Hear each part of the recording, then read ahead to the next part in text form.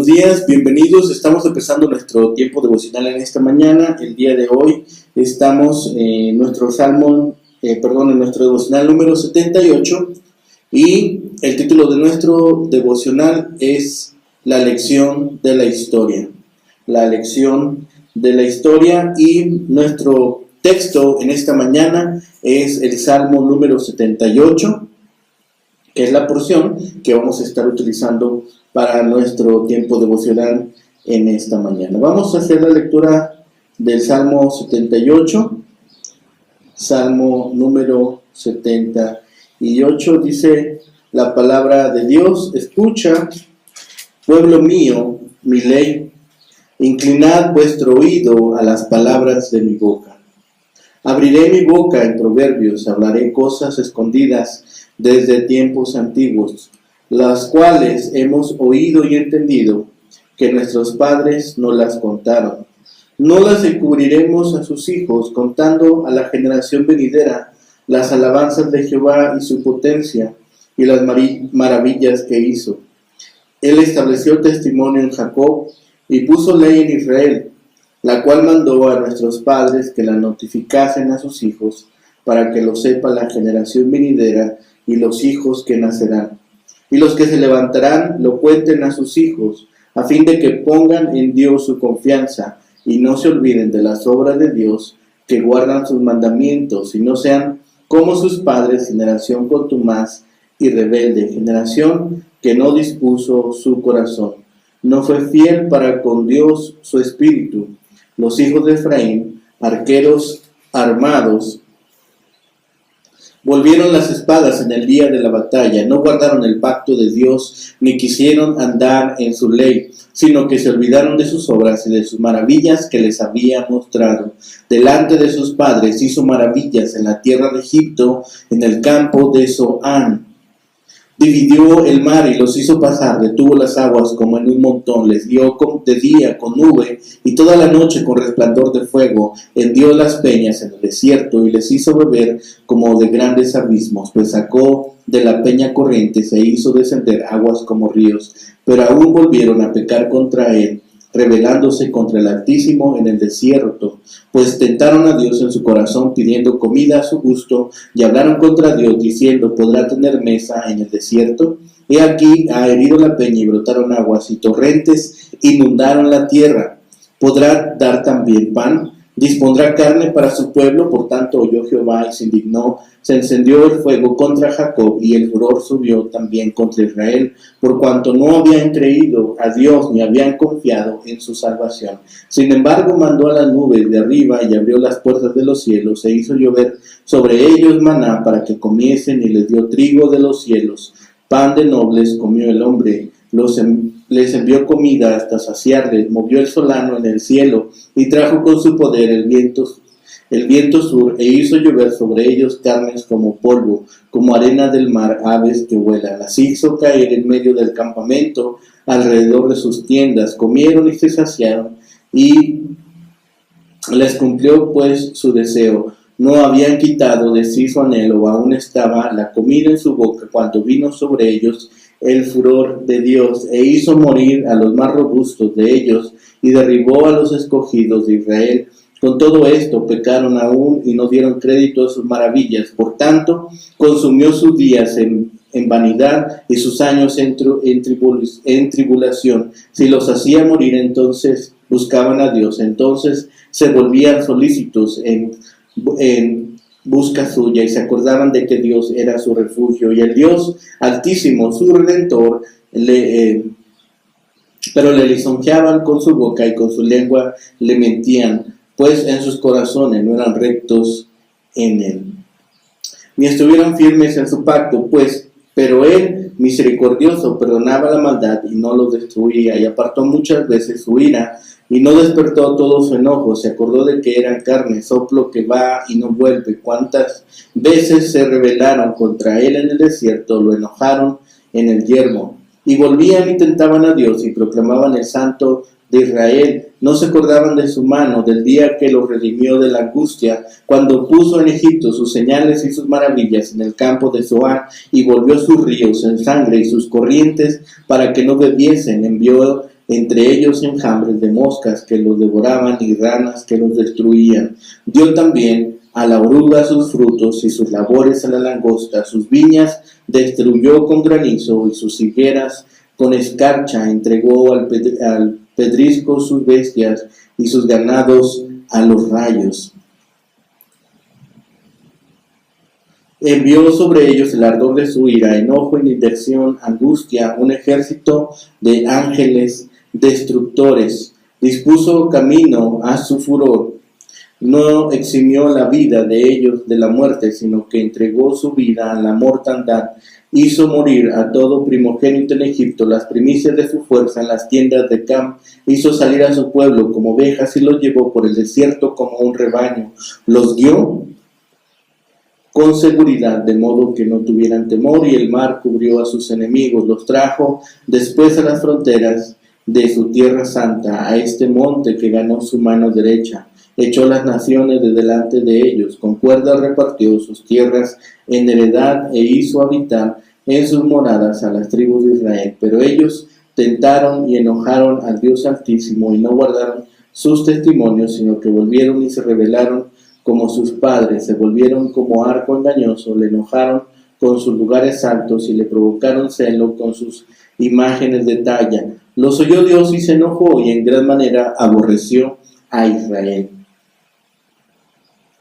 Dejó por tanto el tabernáculo del Silo, la tienda en que habitó entre los hombres, y entregó a cautiverio su poderío y su gloria en manos del enemigo. Entregó también su pueblo a la espada y se irritó contra su heredad. El fuego devoró a sus jóvenes y sus vírgenes no fueron loadas en cánticos nupciales. Sus sacerdotes cayeron a espada y sus viudas no hicieron lamentación. Entonces despertó el Señor como quien duerme, como un valiente que grita excitado del vino. Hirió a sus enemigos por detrás, les dio perpetua afrenta. Desechó la tienda de José y no escogió la tribu de Efraín, sino que escogió la tribu de Judá, el monte de Sión, al cual amó. Edificó su santuario a manera de eminencia, como la tierra que cimentó para siempre. Eligió a David, su siervo, y la tomó de las majadas de las ovejas, de las paridas las trajo, para que apacentase a Jacob su pueblo y Israel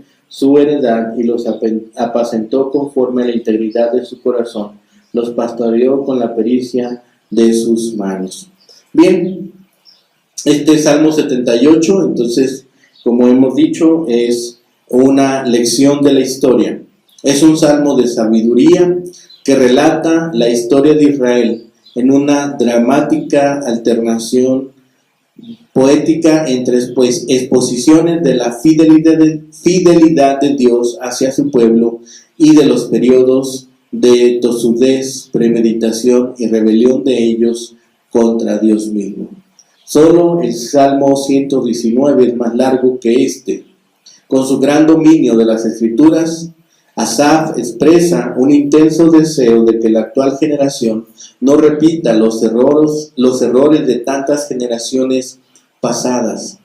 La estructura del poema nos muestra las lecciones pasadas de la obra de Dios en la historia de Israel, la exhortación para que cada generación instruya a la siguiente, la rebelión que vemos en cada una de las tribus, como la de Efraín, la maravillosa salvación de Israel por Dios en el Éxodo, las demandas del pueblo, la ira de Dios contra el pueblo desagradecido, el juicio de Dios por medio de la codorniz, la continua incredulidad del pueblo, el recuerdo del pueblo del verdadero carácter de Dios y el recuerdo de Dios de la debilidad del pueblo, la fidelidad de Dios y las faltas constantes del pueblo. En fin, son muchos temas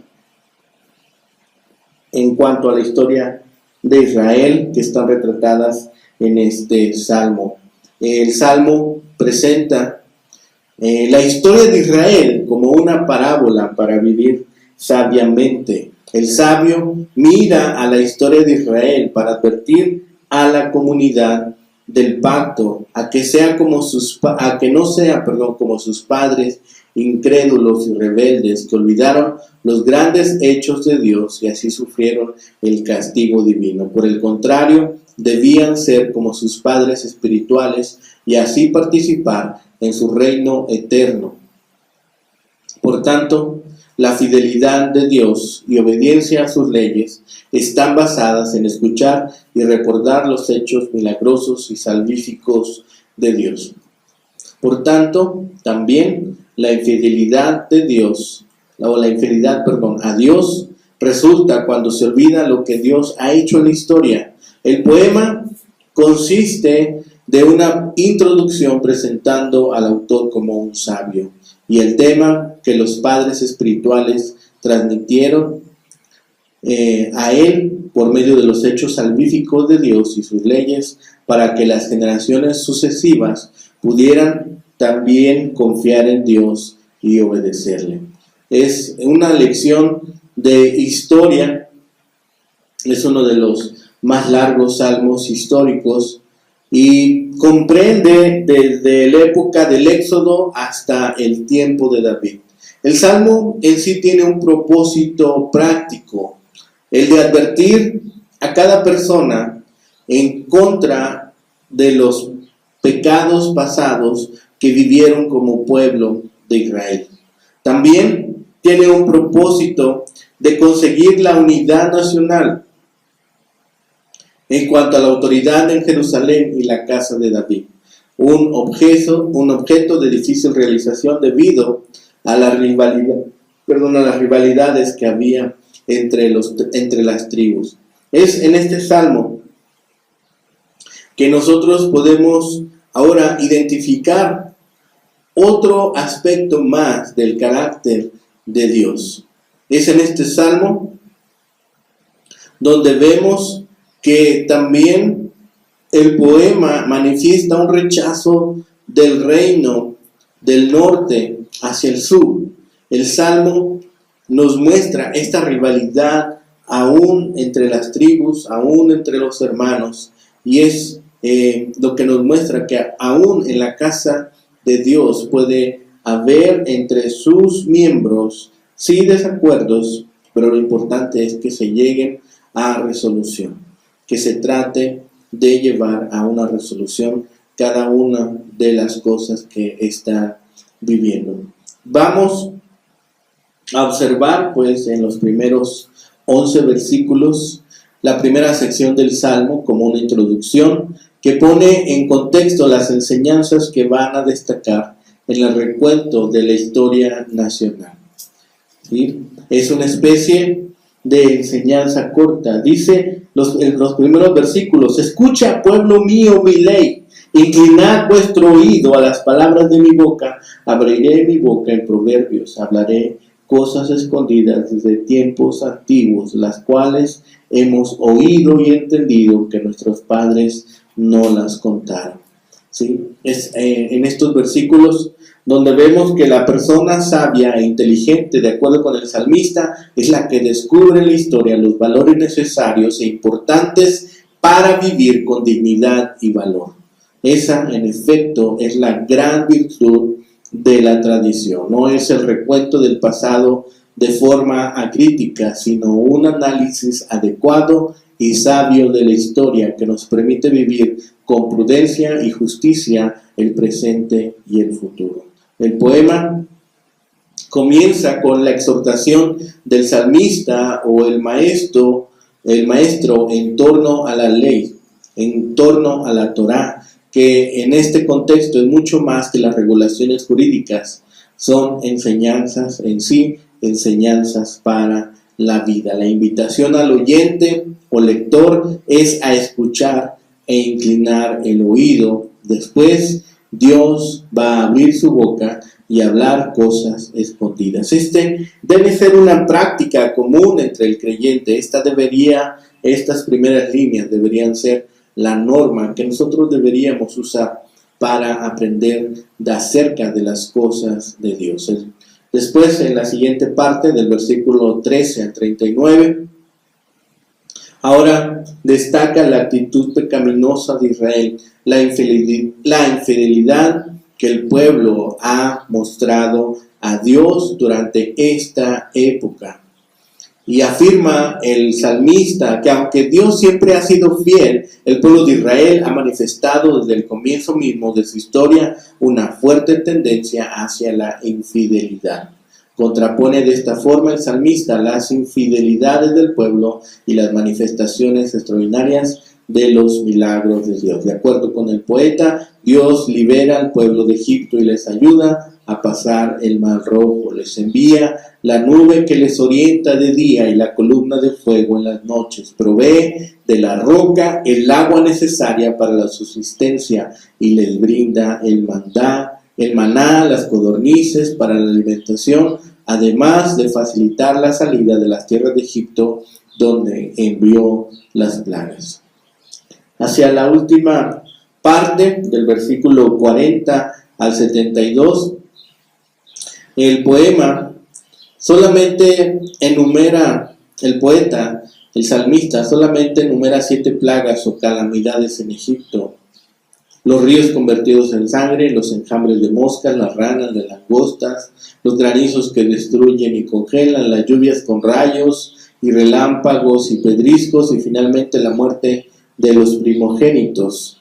Se halla en este recuento las 7 plagas para destacar lo perfecto y completo de los juicios divinos. En esta sección final, el Salmo incluye el peregrinar hacia la tierra prometida, se alude a la conquista de Canaán, se hace referencia a la distribución equitativa de las tierras y se presentan las consecuencias nefastas de la infidelidad del pueblo de Dios. De acuerdo con el salmista, la falta de lealtad a Dios produce la pérdida del arca del pacto, genera el triunfo de los filisteos sobre Israel y afirma el rechazo del reino del norte luego de la muerte del rey Salomón.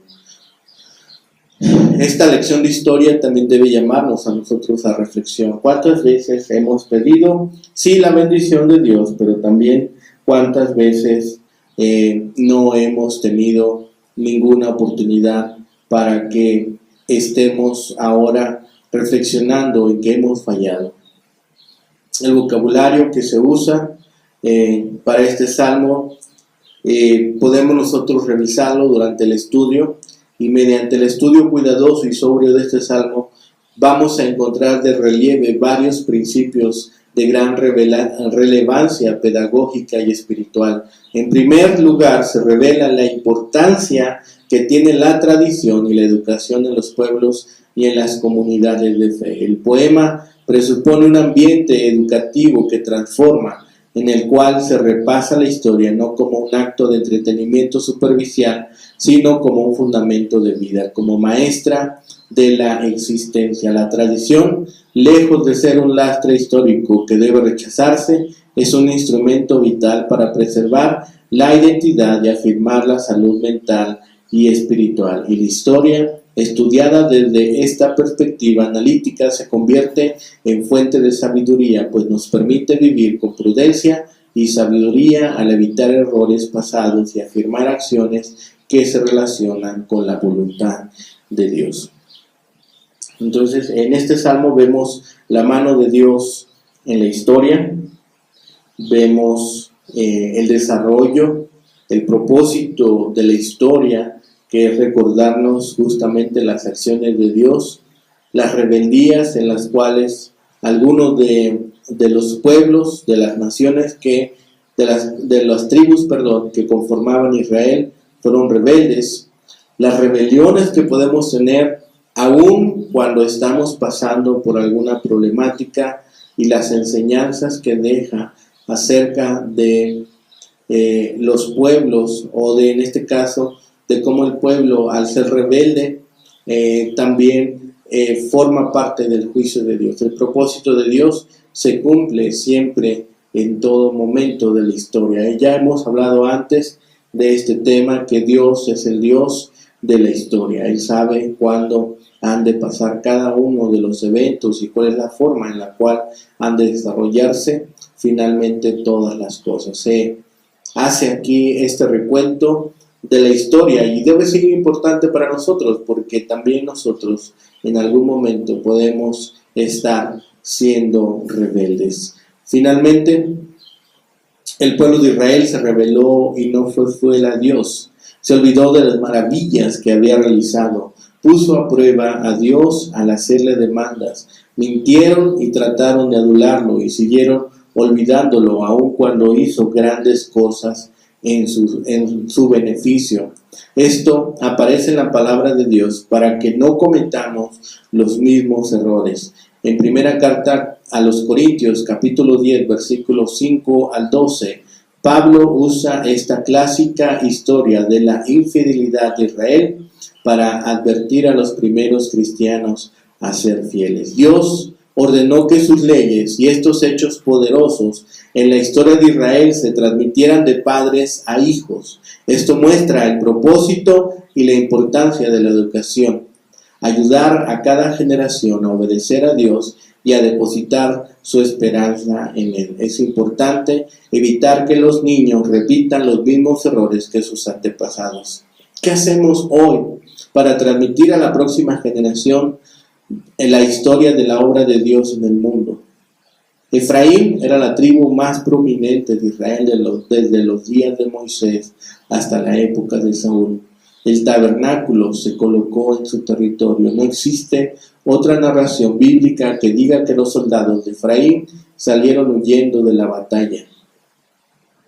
Así que tal vez sea una metáfora referente al fracaso de Efraín al no poder proveer un liderazgo firme en esos momentos. Cuando David subió al trono, la tribu de Judá ganó prominencia. Debido a la fe y la obediencia de David, Dios escogió a Jerusalén en Judá para ser el lugar del nuevo templo y rechazó a Efraín. Y a pesar de que David reinaba cuando se escribió este salmo, se le llama pastor y no rey. Ser pastor, una profesión común en los tiempos bíblicos, era un trabajo de mucha responsabilidad. Los rebaños dependían completamente de la guía, protección y provisión de los pastores. David pasó sus primeros años como pastor. Esto fue una especie de preparación para las responsabilidades futuras que Dios le tenía preparadas. Cuando estuvo listo, Dios lo sacó de cuidar ovejas para cuidar a Israel, el pueblo de Dios. No tome a la ligera ni con insensatez cada situación de su vida hoy en día.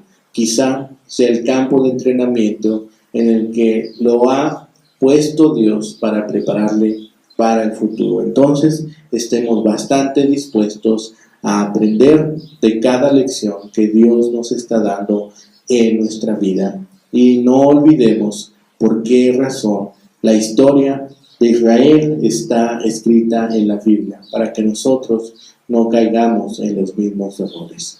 Que así sea y que esta sea nuestra oración cada día, en cada momento.